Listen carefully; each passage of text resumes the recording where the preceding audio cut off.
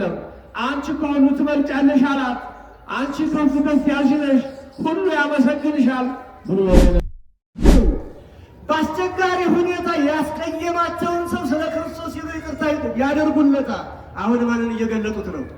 መድኃኒዓለም አባታችን በ10ኛው ቀን መንፈስ ቅዱስን ከላከላቸው በኋላ የነበረውን ጥንካሬ ቤተ ክርስቲያን ሞቶ መከራ ተቀብሎ እነሆ እኛ ትንሣኤ ሙታን እንዳለን አሳይቶ እንግዲህ ከሰማይ ወደዚህ ምድር መጣ፣ እኛን መሰለ፣ የሰውን ሥጋ ለበሰ፣ የማይገባውን መከራ ተቀበለ።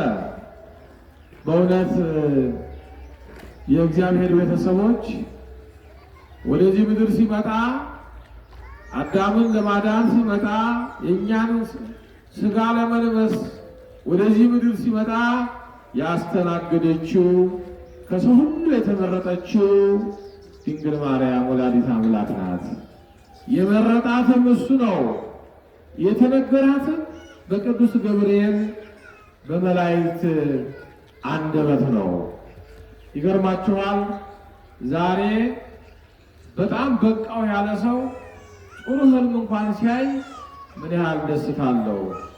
ዛሬ እኮ አይደለም የእግዚአብሔር መልአክ ሊያነጋግረው ቀርቶ ጥሩ ህልም እንኳን የማያይ ዘመን ያለንበት እኮ ነው። በማንኛው ብቃታችን ነው? በማንኛው ጥራታችን ነው? በማንኛው ክርስትና ሃይማኖታችን ነው? በማንኛው ጸሎታችን ነው? እንደው ወዴት እየሄድን ነው? እያበርን እኮ ነው። እውነቴን ነው የምላችሁ። በተለይ እውነት ለመናገር አሁን ችግር እኮ የምዕመናኑ አይደለም፣ እኛው አካባቢ ነው። በጣም እብደቱ በዝቷል። ወላዲተ አምላክ ድንግል ማርያም ያነጋገራት ትውልድ ሁሉ ብፅዕት ይሉሻል፣ አንቺ የተባረክሽ ነሽ፣ አንቺ ንጽሕት ነሽ፣ አንቺ ከሰው ሁሉ የተለየሽ ነሽ፣ አንቺ ከሴቶች ሁሉ ትበልጫለሽ ያላት እኮ ገብርኤል እኮ ነው። ከበረሃ ወይም ከአንድ ገዳም ወጥቶ አንድ ሥጋ የለበሰ መነኩሴ እኮ አይደለም፣ ወይም ደግሞ አንድ ምዕመን እኮ አይደለም ያላት። ከሰማይ እኮ ይሄ ድምፅ የመጣላት ፈልገውም አይደለም እኮ። እንዴት ይሆንልኛል እያለችም እኮ ተከራክራለች። እኔ ደካማ ነኝ፣ እኔ ልመረጥ አይገባም፣ እኔ ለዚህ ብቁ አይደለሁም። መጽሐፍ እኮ ነው የሚለው። እዚህ ያርፈደ ቤተሰቦች የሉቃስ ወንጌል ስታነቡት ታዩታላችሁ። በእውነት ነው የምላችሁ፣ ምን አይነት የእብደት ዘመን ላይ ያለ ነው። መቼም እኛ እርስ በርሳችን እንጠላላለን፣ እንገዳደላለን፣ እንገፋፋለን። ደግሞ አሁን አቤት ጊዜው በጣም ከባድ ያለው እንግዲህ ይሄ መጨረሻው ዘመን ሊሆን ይችላል። እግዚአብሔር ምሕረቱን ያምጣል። እግዚአብሔር ምሕረቱን ያምጣል። እንደው ሌላውን ችለው ነበር ኑሮ ውድነቱንም ሌላው ነው። የእግዚአብሔር መልአክ ያከበራትን ድንግል ማርያም እኮ በሰዎች ሳይሆን የተመሰከረላት የእግዚአብሔር መልአክ ከላይ መጥቶ የእግዚአብሔር ዙፋኑ ትሆኛለሽ፣ የእግዚአብሔር ማደሪያው ትሆኛለሽ፣ እግዚአብሔር መርጦሻል፣ እግዚአብሔር በአንቺ ላይ አድሮ ነው እነሆ አዳምን የሚያድነው፣ ተአምር የሚሰራብሽ በአንቺ ላይ ነው ብሎ እኮ ነው ያበሰራት የነገራት። አንቺ ብፅዕት ነሽ አላት። ሰው እኮ አይደለም። አንቺ ከሁሉ ትበልጫለሽ አላት። አንቺ ከፍ ከፍ ያልሽ ነሽ፣ ሁሉ ያመሰግንሻል ብሎ የነገራት ገብርኤል ነው፣ መልአኩ ገብርኤል ነው። ለዚያው መልአኩ ገብርኤል ወደ እሷ ሲመጣ እየተንቀጠቀጠ ነው። ዘካርያስን ሲነግረው ዘካርያስ ምላሽ ሲሰጠው የዘካርያስ አንደበቱ ድዳ ሆኗል፣ ዮሐንስ ተወልዶ እስከሚያየው ድረስ። መልአኩ ገብርኤል ግን ስትከራከረው እንኳን በእርጋታና በቀስታ ነው ሲነግራት የነበረው ከሰማይ የተላከው። በእውነት ታዲያ እኮ ዛሬም ቢሆን እኮ እንደው አይገለጥም እንጂ መንፈስ ቅዱስ ወረደልን በቅዱስ ገብርኤል በቅዱሳን እነሆ በኢየሱስ ክርስቶስ መንፈስ ቅዱስ ለኔ ገልጦልኛል። እንደው መንፈስ ቅዱስ በኩባያ ወይም በብርጭቆ የሚለካ ቢሆን አንድ ቅንጣት እንደው አይወርድም እንጂ ለነሱ እነሆ መንፈስ ቅዱስ ወረደልን የሚሉት እኮ ታዲያ ለድንግል ማርያም መልአኩ ገብርኤል መጥቶ የነገራትን ያ መልአካዊ ብስራት ለምን መጽሐፉን ለምን ያነቡትም?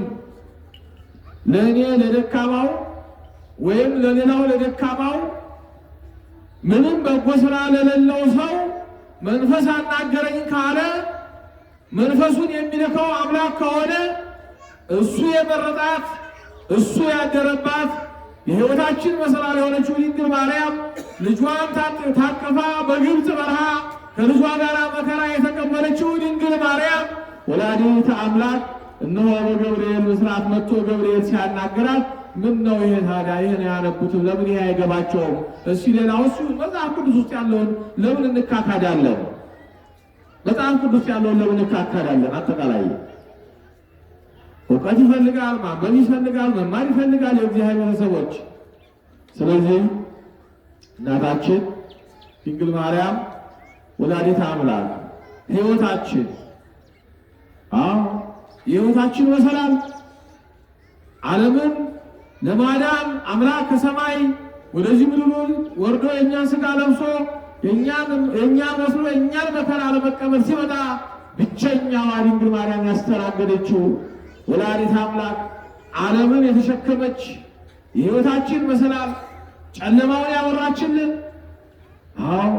ወላዲተ አምላክ ነች። ዛሬም ነገም ቅድስት ቤተክርስቲያናችን ድንግል ማርያም ወላዲተ አምላክ ትውልድ ሁሉ ብፅዕት ይሉሻል፣ አንቺ የተባረክሽ ነሽ፣ ንጽሕት ነሽ፣ ጉድፍ የሌለብሽ፣ አሰር የሌለብሽ እንላታለን፣ እናመሰግናታለን። ከማመስገን በኋላ አንልም። ያመሰገናት እግዚአብሔር ነው፣ የመረጣት እግዚአብሔር ነው። ያመሰገኗት ቅዱሳን መላእክት ናቸው፣ የእግዚአብሔር ቤተሰቦች ቅዱሳን ሐዋርያት ናቸው፣ እሱ የመረጣቸው። ይሄ መጽሐፍ ቅዱስ ነው። ስለዚህ ሁላችንም ምዕመናን ወጀቡ ነፋሱ በስቷል። ነፋስ እንዳይወስዳችሁ፣ ማዕበል እንዳያሰጥማችሁ ከድንግል ማርያም የሚለየን የለም። የሉቃስ ወንጌል አንብቡት።